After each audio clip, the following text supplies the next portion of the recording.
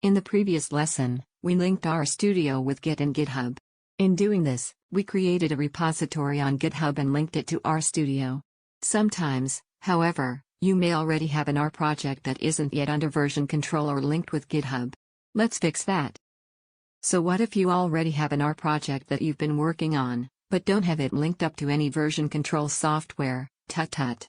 Thankfully, RStudio and GitHub recognize this can happen and have steps in place to help you. Admittedly, this is slightly more troublesome to do than just creating a repository on GitHub and linking it with RStudio before starting the project. So first, let's set up a situation where we have a local project that isn't under version control. Go to File, New Project, New Directory, New Project and name your project. Since we are trying to emulate a time where you have a project not currently under version control, do not click Create a Git repository. Click Create Project. We've now created an R project that is not currently under version control. Let's fix that. First, let's set it up to interact with Git. Open Git Bash or terminal and navigate to the directory containing your project files. Move around directories by typing cd for change directory, followed by the path of the directory.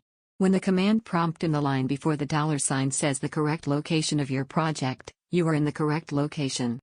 Once here, type git init followed by git add period. This initializes this directory as a Git repository and adds all of the files in the directory to your local repository.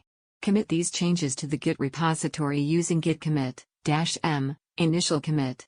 At this point, we have created an R project and have now linked it to Git version control. The next step is to link this with GitHub. To do this, go to github.com, and again, create a new repository. Make sure the name is the exact same as your R project and do not initialize a README file, git ignore, or license. Once you've created this repository, you should see that there is an option to push an existing repository from the command line with instructions below containing code on how to do so. In Git Bash or terminal, copy and paste these lines of code to link your repository with GitHub. After doing so, refresh your GitHub page and it should now look something like this. When you reopen your project in RStudio, you should now have access to the Git tab in the upper right quadrant and can push to GitHub from within RStudio any future changes. If there is an existing project that others are working on that you are asked to contribute to, you can link the existing project with your RStudio. It follows the exact same premise as that from the last lesson where you created a GitHub repository and then cloned it to your local computer using RStudio. In brief, in RStudio, go to File, New Project, Version Control. Select Git as your version control system, and like in the last lesson, provide the URL to the repository that you are attempting to clone and select a location on your computer to store the files locally. Create the project.